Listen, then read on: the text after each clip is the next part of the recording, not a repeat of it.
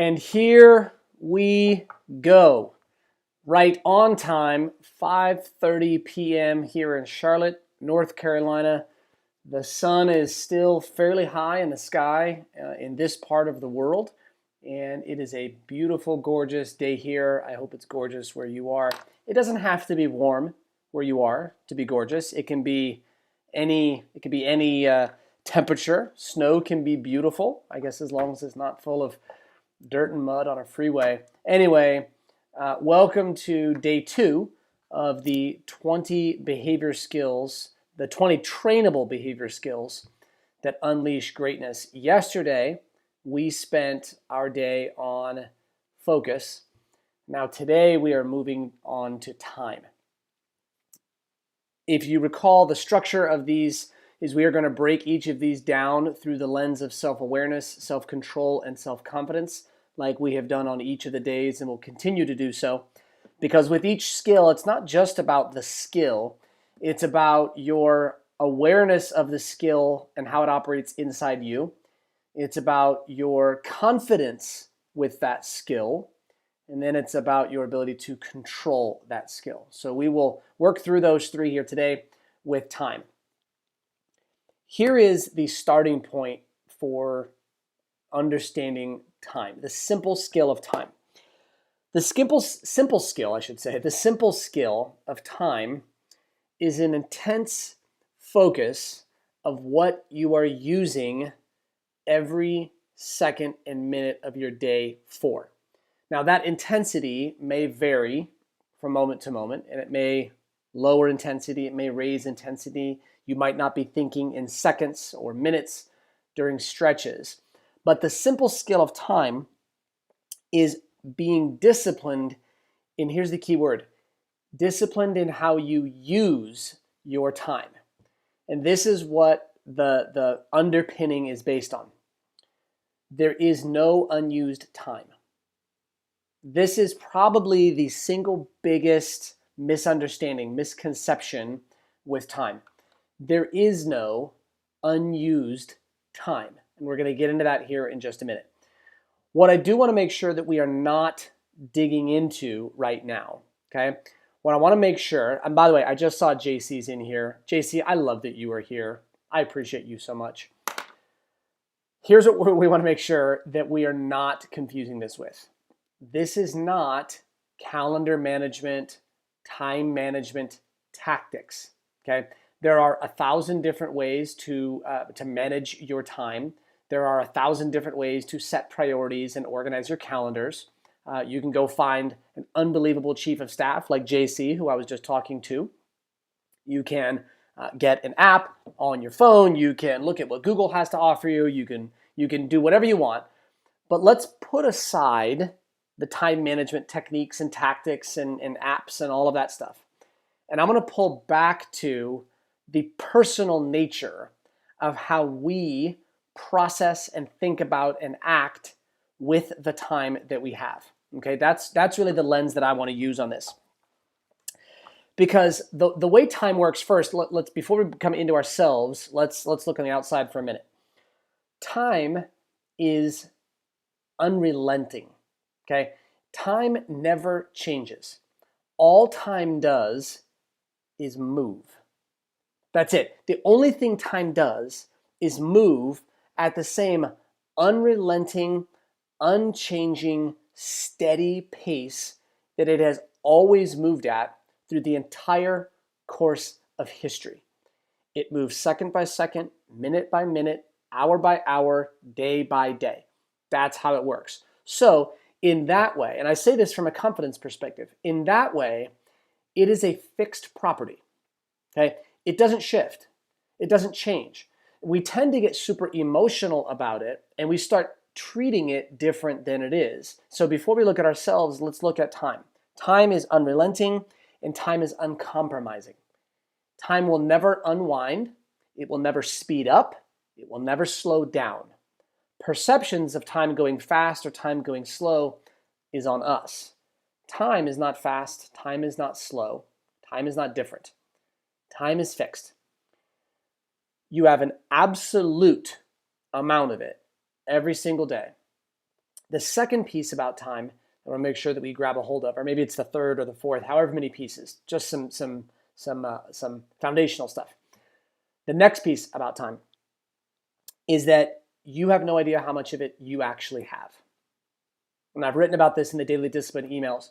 How many people know the day they're going to die? How many people actually know this is the day that I die? This is the last sunrise that I see. This is the last sunset that I see. It's not many. It's not many people.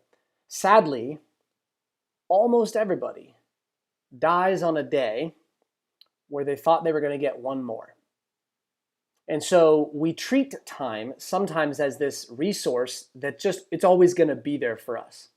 And time will always be here, but it won't always be there for us. And so it's a fixed property, it's uncompromising, it's unrelenting. We don't know how much of it we have, which makes it precious because once time is gone, we don't ever get it back. It's the only non-renewable resource that I know of. And so with that understanding, let's jump into time. Let's start with self-awareness. Okay, first thing around time with self-awareness is this. I get jacked up about this stuff. Here's the first thing about time. The skill of time is first deciding that your time, or recognizing your time is your life. And then second, being self-aware at all times of one core question. Not saying, should I invest time into this or blah, blah, blah, any other word things. It's this. Do I want to use my life on this? If time is your life, and it is, then the question is not whether you want to spend time on it. The question is, do you want to use your life for it? It triggers a different emotional question. At least I hope it does. It triggers a different level of awareness inside of ourselves. When you ask yourself, do I want to use my life for this? Now all of a sudden, answers change because the question and the truth of it changed in foundational piece. So when you ask yourself, do I want to use my life for this? Now we're actually in a position to start making different decisions about what we give our time and what we withhold our time from. And so the next piece of that is my personal favorite. And I hope everybody on here has actually heard me say this before. And if you haven't, this is going to be a delight for you. And I hope you pick this up and run with it. How often have you used one of the following phrases? I don't have time. I just need to find the time. Let's look for some time. Oh, I really need to make time for that. These phrases that are very common. How often have you used those phrases? How often have people that you know use those phrases? All the time. It's so easy to say, I don't have time. I need to find the time, create the time, make the time. I'm looking for the time. But here's why none of that is true. First one, I don't have time. All you have is time. If you don't have time, there's only one moment in your life where you don't have time, and that is when you die. So as long as you are alive and breathing, as long as there is air coming into your lungs, you have time. Time is not hiding. You don't need to find it. You don't need to look for it because it's not lost. You're not God and so you can't make time, and you don't exactly have a blueprint to create any time. All of these words are the story that we tell to ourselves and to others about time to pull ourselves away from the mental and emotional clarity of the only thing we can do, and that is use time. Because here's what happens. When you pull out all those other words and you replace all of them with one word, use, your statements sound different. When somebody says, hey, did you get that done? You can't say, I didn't have time, because that's a lie. What you could say was, I used it to do other stuff. That's the truth. And I don't want you to lie to yourself. I definitely don't want you to lie to others. When you say, I just need to find time to work out, you are giving yourself an excuse and a reason not to work out because you'll never find the time. It isn't lost. It isn't hiding. You already know what the numbers are and the days are and where it is. So when you say I need to find the time or look for time or make time, you are building in verbal excuses for emotional reasons why you're not going to use the time to do that thing. Now, you're not doing this consciously, you're not doing it intentionally for sure, but if you're using these phrases and other people are using them to you, it's exactly what's going on. So the first part of self-awareness, time is used, all of it is used. You use all of your time for something. So let's anchor on the word use and let's throw away all the rest. If you want to make a big life change, switch out the word time and any other words that you use with it and just put the word use in place. Watch how it changes the way you see your life and the way you actually explain not only to yourself but to others, which we're going to get to in a minute. The second piece, and this is the control yourself. It starts with switching out the word use. And here's what the word use does. I'm just kind of looking at some notes that I had written down here. What the word use, when you put the word use in place, as opposed to look, find, make, create, don't have, it does something really interesting. It eliminates the subtle but crippling excuses that we tend to make. I'm going to say that again because I think those words mean something. When you put the word use in place, it eliminates the subtle but crippling excuses that our words give to us around time. And so that's the second piece, is to eliminate those. Say things like, I have time, I'm going to use it for this. And it doesn't matter what you choose because that's your choice. But it's, I have time, I'm going to use it for this. I have time, I'm going to sleep an extra hour rather than work out because I think I want an extra hour of sleep. I have the time, I used it to sleep, not to work out. Be honest. That's a self-awareness, and then now it's a self-control. Or say, I have time, I'm going to use it to work out rather than to sleep. You're exchanging the use of time from one thing to another. Now you're doing it with more choice and higher levels of self-control. And then here's the third piece, one of my favorites around self-discipline. And we'll jump into some Q&A. Self-discipline, or I'm not around self-discipline, I'm sorry, around self-confidence. Self-confidence. People will steal your time without blinking. People in this era, and I've got emails, and people will steal your time without ever thinking twice about its impact on your life. They will sometimes intentionally, sometimes unintentionally, they will put you in a place of obligation, or they will ask and try to make you feel bad, or it'll be self-imposed. Maybe you're a people pleaser. Maybe somebody asks you and you just don't say no because you don't want to potentially disappoint somebody. So here's where self-confidence with your time is. Again, where you use your time is yours. Okay, that's for you. I don't want you to fall into the trap of thinking that there exists time somewhere that you can find or make or create. And I don't want you to fall into the trap of not knowing where your time was used and then pretending like you didn't have it, because you do. But in order to do that, you have to be the one in control of your time and you have to be confident in it.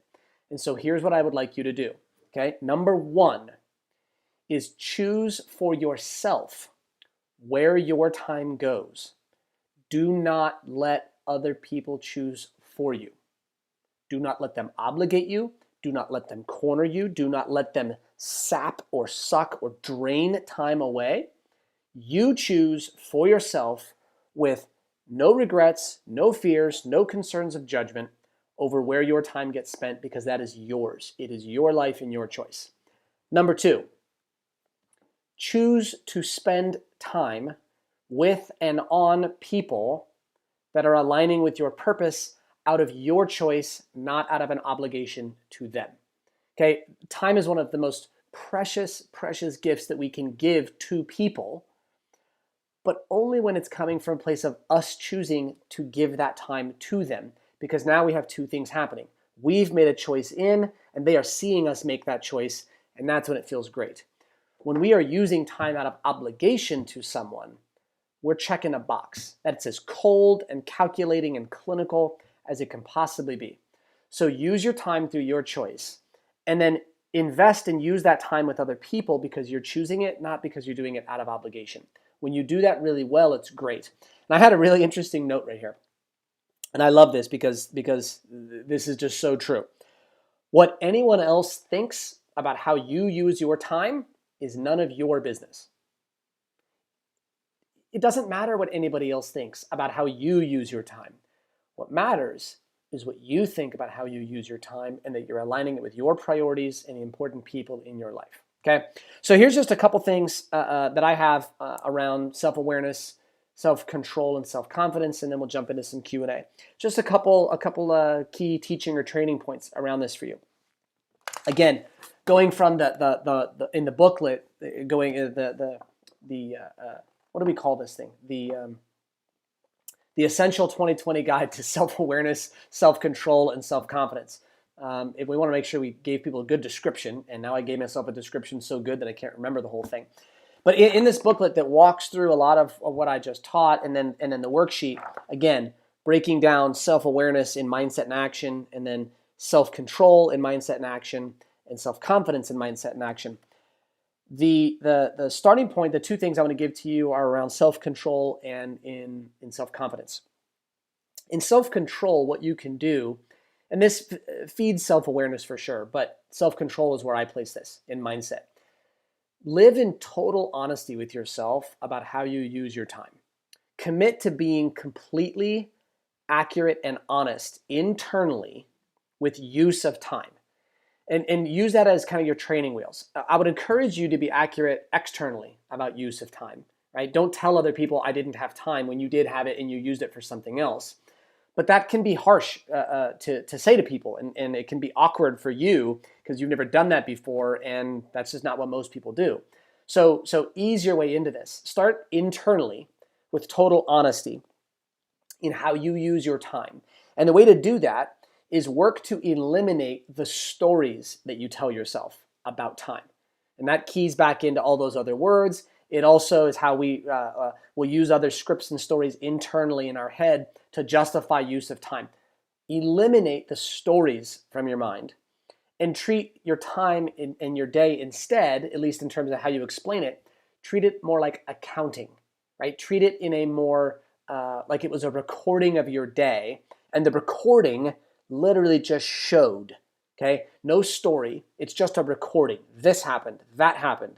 This 30 minutes went there, this 10 minutes went there. I spent 15 minutes on that and an hour and a half on this. No story, accounting, almost like an audit, okay?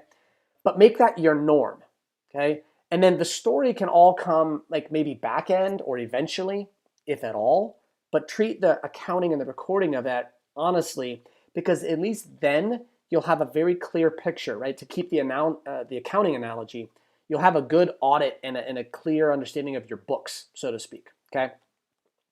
And then the second thing with your time around self-confidence, and this is a big one for me, is I want you to eliminate the words and the phrases supposed to and should. I don't want you to use those words and phrases. Again, I'm just encouraging, right? I don't want you to use the words supposed to with your time. There is no supposed to. I don't want you to use the word should with your time. There is no should. Replace them with choice. It's not about what you're supposed to do. It's not about what you should do. It's about what you choose. Supposed to and should comes from a place of some other authority decides your time. Supposed to and should comes from a place of weakness and inability for me to identify and choose for myself. And I rely on what a supposed to or what a should tells me. Don't be reliant on those. Live and operate from a place of self-confidence so that you're choosing it. And don't worry what anybody else thinks about it. Now, this is going to require reps. It'll take you some time to get in, but keep that going, and that's the starting point for time. Use, because it's unrelenting. You always have it. Change the way you use it from a terminology perspective.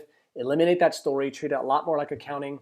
And then eliminate the use of supposed to and should inside your mind, as well as externally, as well as, and this is the big learning point from this whole thing, eliminate any description of your time that does not have the word use as the anchor.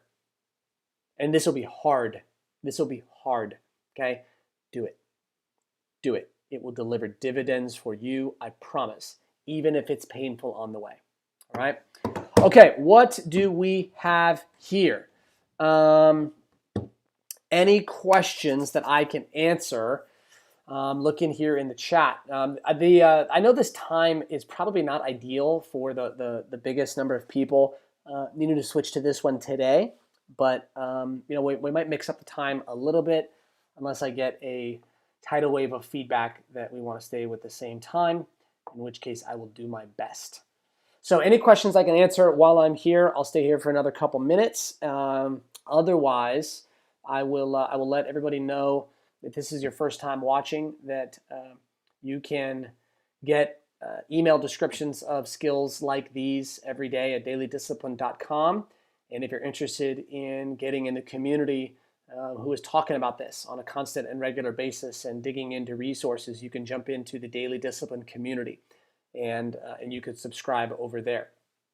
So if there's any questions, I'll jump in. One question: do I have a timer or planner that I use? I do not. I have a Google Calendar. That is it. What I will do is I will see if I have one. I will see if this notebook is one that I did it. I will wake up in the morning and I will write down some things, but I don't have a true planner that I use. It's not how my mind operates. I find that I actually spend more time planning how to organize my planner than I spend on doing things. I think we talked about that yesterday as well. But that's how I do it. So no planner for me. I'm more of a hit the ground running and go guy. That's my preference personally. Okay, if there's no more questions here in the next 30 seconds or so, we will wrap this up. I appreciate all of you coming in. I appreciate you watching. I appreciate you subscribing. I hope these continue to be useful. Last and final update. I did not tell you what tomorrow's skill is going to be. Tomorrow is going to be the simple skill of, let's get the camera right, energy. Focus, time, energy, the three most important resources at our personal disposal every day. No coincidence that those are the three that we start with. I appreciate you. Thank you all, and we'll see you tomorrow for the simple skill of energy.